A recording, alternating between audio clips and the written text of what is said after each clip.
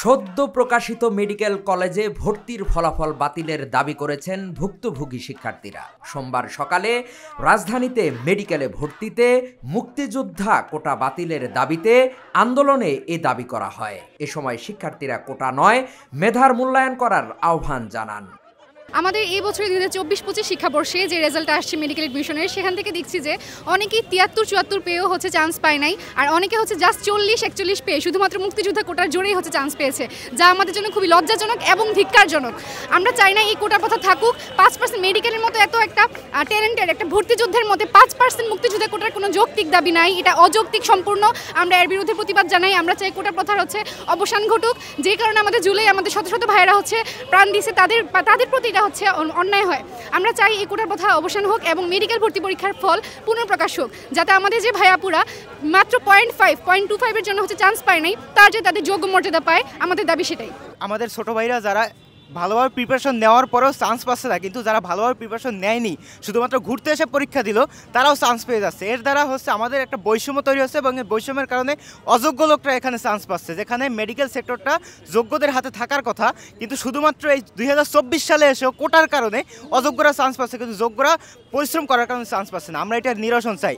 এবং ভাই যেটা বললো যে 22 সালে আমাদের কোটা ছিল 2%, কিন্তু 24 সালে এটা এসে সেটা 5% হয়ে গেছে মুক্তিযোদ্ধার নাতি নাতনিদের জন্য। মুক্তিযোদ্ধাদের সন্তানদের জন্য কোটা আমরা মানতে পারি, কিন্তু মুক্তিযোদ্ধাদের নাতি নাতনিদের জন্য 24 সালে আমরা কোটা মানি না। এবং এই আমরা কোটা প্রথার বিরুদ্ধে আন্দোলন করেছি। আমরা চাই এই 24 সালের বাংলাদেশে, নতুন বাংলাদেশে কোনো কোটা থাকবে না, শুধুমাত্র মেধাবীরা তাদের মেধার যোগ্যতাতেই চান্স পাবে। যারা 40 বা 42 এই ধরনের নাম্বার পাইছে, তারাও কিন্তু বিভিন্ন সরকারি মেডিকেলে ভর্তির সুযোগ পাচ্ছে কোটার সাহায্যে, কিন্তু যাদের কোটা নাই তারা 73.25 পেয়েও ভর্তির সুযোগ পাচ্ছে না। তো এটা স্পষ্টত একটা বৈষম্য। আমরা এই বৈষম্যের নিরসন চাই।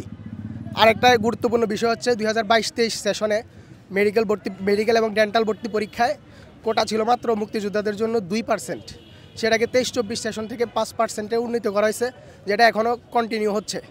তো আমরা চাই যে এই কোটা সম্পূর্ণ বন্ধ করতে হবে এবং বৈষম্য মুক্ত একটা বাংলাদেশ গড়ে তুলতে হবে।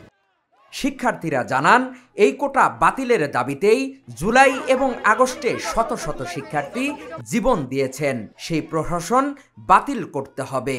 ফ্রিডম ফাইটার কোটার কারণে দেখা যাচ্ছে অনেক অযোগ্য মানুষ যারা আসলে এমবিবিএস পড়ার যোগ্যতাই রাখে না, তারাও এমবিবিএসে ঢুকে যাচ্ছে।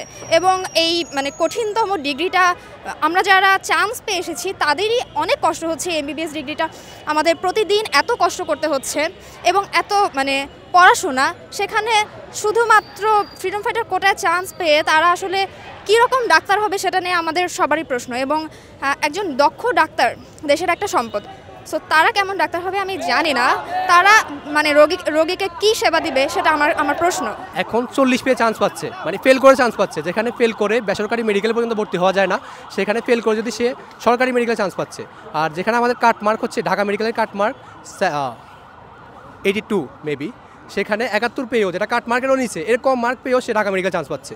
যাদের পরিশ্রম 60,000, তারা মেডিকেল চান্স পাচ্ছে। তাহলে এদের প্রশ্নটা আপনাদের কাছে যে তারা কি করবে ভবিষ্যতে, আপনি চিন্তা করেন।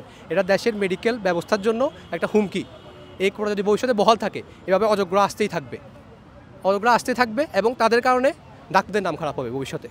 কারণ আমরা ডাক্তাররা কিছু একটা করলে সেটা আমাদের পুরো কমিউনিটির দোষ হয়, এবং কোনো কিছু একটা ভালো করলে সেটা আমাদের কমিউনিটির জন্য ভালো। তারা যদি এভাবে বহাল রাখতে থাকে, অফকোর্স অযোগ্যরা ঢুকবে। আমাদের চাওয়া একটাই, এখানে যে কোটা সিস্টেমটা বহাল আছে এটাকে আমাদের বাতিল করতে হবে নেক্সট টাইম থেকে, যাতে এই ধরনের কোনো কোটা ব্যবস্থার কারণে আমাদের যারা প্রকৃত মেধাধারী, যারা প্রকৃত টিকার কথা, তারা যাতে বঞ্চিত যাতে না হয়।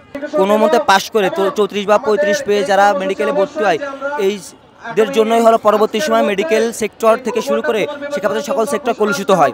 তো আমরা চাই মেডিকেলে যেন মেধাবী শিক্ষার্থীরা যারা আসলে পড়াশোনা করেছে মেডিকেলে, সেই মেধাবী শিক্ষার্থীরা চান্স পাক, এবং এই যে কোটাপোতা আজকে দিনের ভেতর কোটাপোতা এই মেডিকেলের রেজাল্টটি বাতিল করে নতুন পুনর্মূল্যায়ন, নতুন রেজাল্ট পাবলিশ করা হয়। বাতিল না হলে আমরা লাগাতার কর্মসূচি দেব এবং এখানে অবস্থান কর্মসূচিতে থাকবে আমাদের সকল স্টুডেন্ট। এ সময় শিক্ষার্থীদের অভিভাবকরাও আশঙ্কা প্রকাশ করেছেন। তারা জানান, মেধার মূল্যায়ন না হলে ভবিষ্যৎ ডাক্তাররাও জাতির জন্য হুমকি হয়ে দাঁড়াবে। আমার মেয়ে পেয়েছে 73.5 পেয়েও সরকারি মেডিকেলে চান্স পায়নি, অথচ 37 বা 37 পয়েন্ট সামথিং পেয়েও মেডিকেলে চান্স পেয়েছে। আমার মেয়ে 68 পেয়েছে 8.2। আমি এই ফল আপনি বলেন বাতিল করে পুনরায় ফল প্রকাশের জোর দাবি জানাচ্ছি। 68.25 পেয়েছিল, তা উনি চান্স পায়নি, অথচ আমার মেয়ে যখন বলে এই কোটার কারণে 37.25 সরকারি মেডিকেলে চান্স হয়েছে, কি কারণে চান্স হয়েছে? কোটার কারণে চান্স হয়েছে।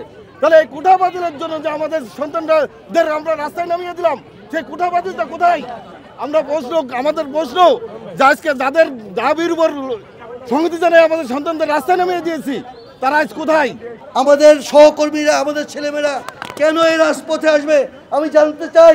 এবং অন্তর্বর্তীকালীন সরকারের যে স্বাস্থ্য উপদেষ্টা আছে, আপনার কাছে জানতে চাই, আমাদের ওটিতে যখন চিকিৎসা দেয় তখন মারা হয়, এই চিকিৎসকরা কেন নিগৃহীত? আমরা তো বৈষম্য বিরোধী আন্দোলন করেছিলাম এই জন্য না যে আমাদেরকে বারবার রাজপথে নামতে হবে। তো কেন বুঝতে পারতেছো না কার স্বার্থ? আসলে এই যে পতিত সরকার, শেখ হাসিনার সরকার যে ছিল, ওর যে প্রেতাত্মাগুলো বিভিন্ন জায়গায় রেখে গেছে, ওর নিবাস, ওই বারবরি হিসাবে ওরা এখন কাজ করছে। ওরা ওদের স্বার্থ রক্ষাতে বিভিন্ন জায়গায় বিভিন্ন ধরনের আকাম কুকাম করে বেছে। এই আকাম কুকামের ফসল হচ্ছে গতকালকে রেজাল্ট। আমরা এই রেজাল্ট ঘৃণা ভরে প্রত্যাখ্যান করলাম। আজকে দিনের মধ্যে পুনঃ প্রকাশ করতে হবে রেজাল্ট, এবং সকল প্রকারের কোটা বিলুপ্ত করতে হবে। সকল প্রকারের কোটা যদি চান্স কেউ না পায় সে পাবে না, কিন্তু একটা স্বচ্ছতা, জবাবদিহিতা, এটা আমরা চাই, এটা থাকতে হবে। উপস্থিত শিক্ষক, শিক্ষার্থী ও অভিভাবকরা জানান, সকল ক্ষেত্রে কোটা বাতিল এবং মেধার সঠিক মূল্যায়ন হলেই কেবল জাতি পাবে একটি সুন্দর ভবিষ্যৎ। হাকিম মাহি, ঢাকা জার্নাল।